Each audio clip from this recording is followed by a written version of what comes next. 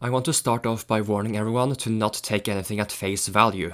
You should be skeptical about my own claims, but I honestly believe you should be extra skeptical towards leftists. Because at the end of the day, they support increased government control, which means less freedom for the individual person. And from what I have observed, they most of the time hardly put any effort into presenting their evidence. Everything is presented in such a short and biased manner, and if you do your own research, you will probably find out that they are being totally misleading and dishonest.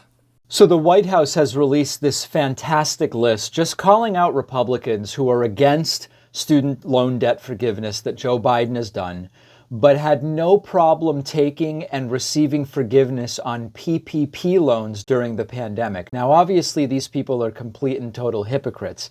If you confront them, they'll simply say, well, it's different when it's businesses rather than individuals. And of course, you could say, well, why is it different?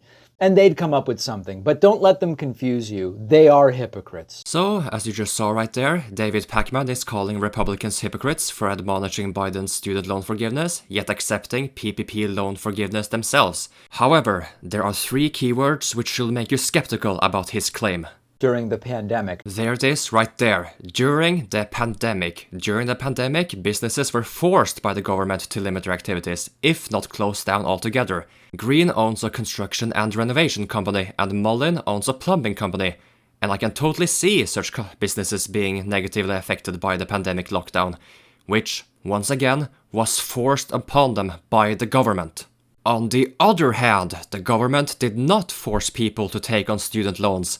Yet, according to David, Republicans are being hypocrites for wanting compensation from the same government which forced them into the tough times. And they'd come up with something, but don't let them confuse you. They are hypocrites. Bruh, just trust me.